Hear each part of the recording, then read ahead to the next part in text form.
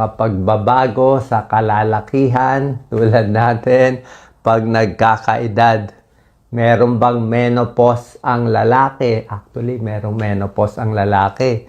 Pangalan niyan, andropause. Okay? Kaya mga lalaki, pati babae na rin.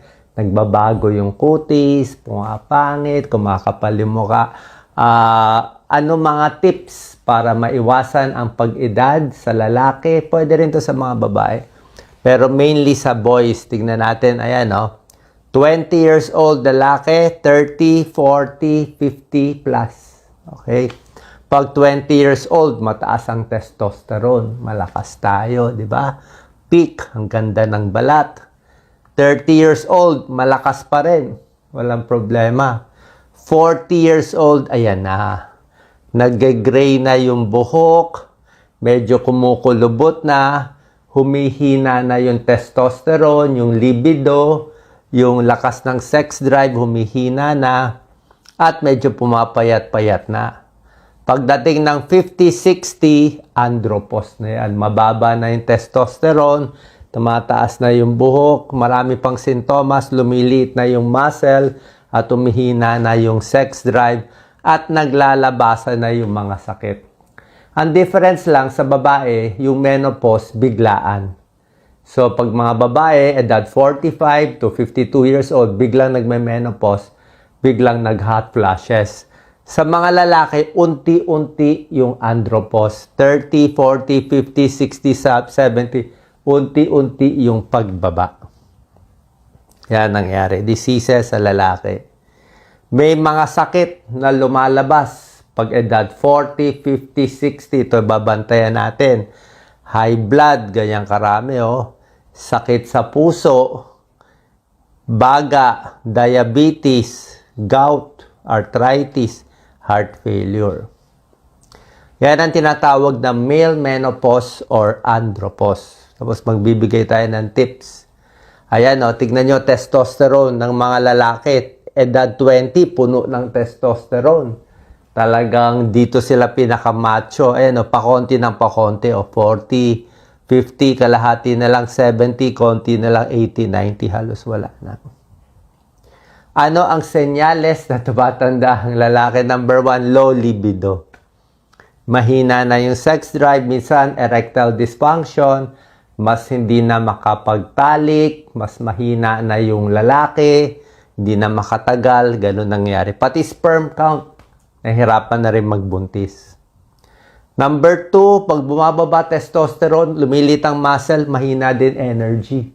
Mas pagod. Mas pagod na yung mga lalaki.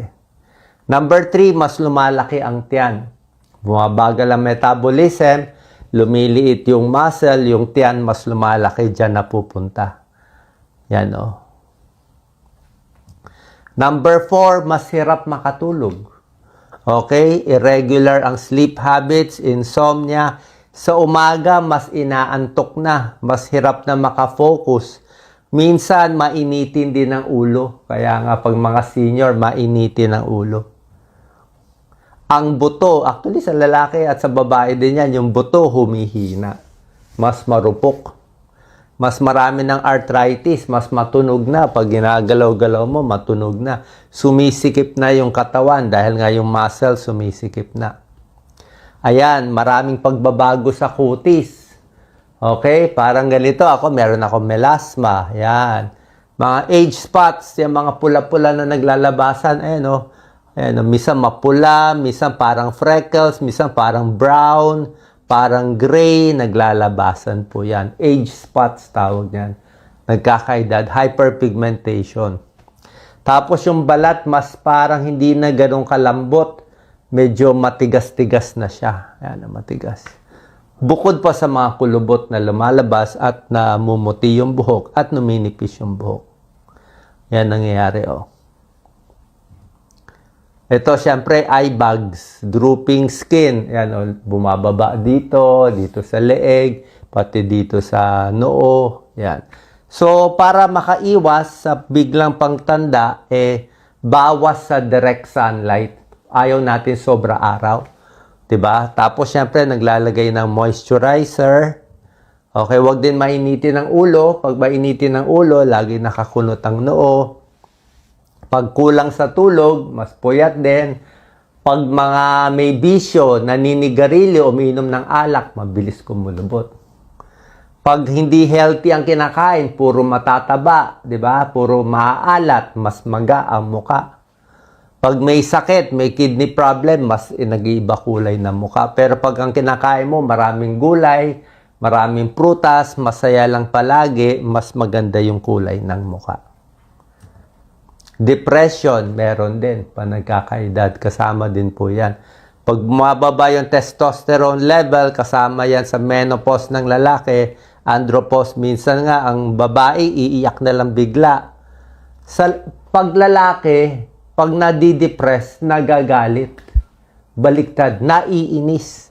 Ang babae, umiiyak, kaya lagi sila nag-aaway. Ibang warning signs, bisa lumalaki ang breast, walang confidence, mahina na ang memory, pati yung buhok sa katawan nababawasan. Actually, yung body odor nababawasan din. Pag tumatanda, konti na lang yung sweat glands.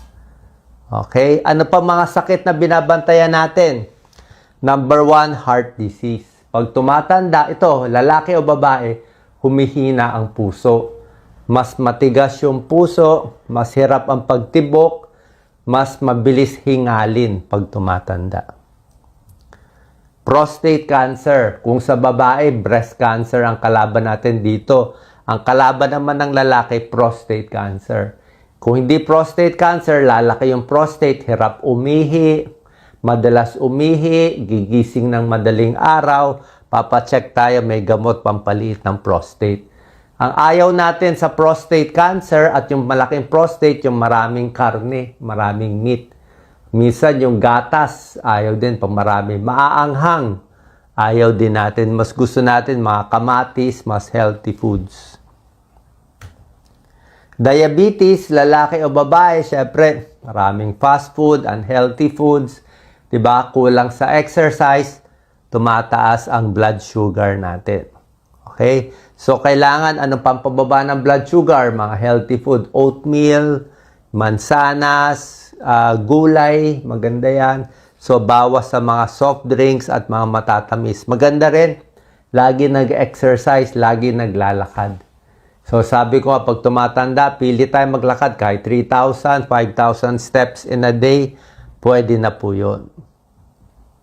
Alzheimer's disease, lalaki o babae, yan. 50, 60 years old, nakikita nyo, mabilis na makalimot. Hindi nyo na maalala yung pangalan, yung sasabihin. Paano nga? Siyempre, may konting bara na sa ugat natin. Nagbabara ugat. Pag nagbara yung ugat sa puso, heart problem.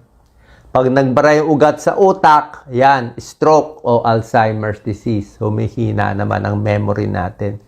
Kaya dapat lagi nagbabasa, lagi ginagamit yung utak. Huwag iinom ng alak at ingat na hindi ma-stroke.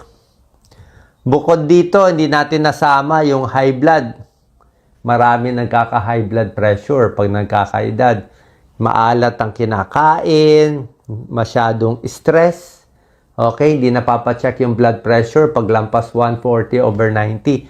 High blood na yan. Pag hindi ginamot yung high blood, hindi ginamot yung diabetes, ang delikado, aabot sa kidney disease o kidney failure. Pag nagkaroon tayo ng kidney failure, mahirap na.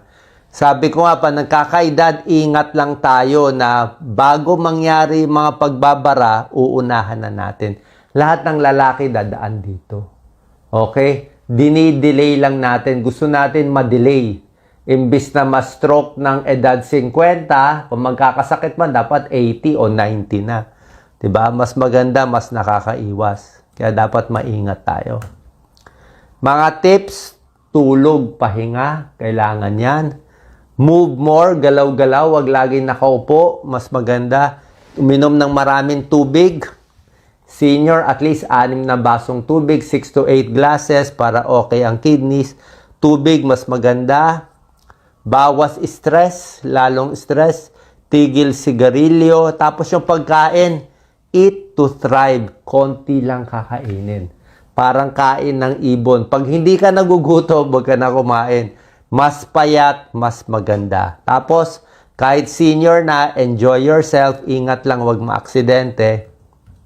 Yan po. Sana po nakatulong tong tips natin para sa nagkakaedad na lalaki, and I'm sure yung mga babae makakakuha rin ng mga tips. Salamat po.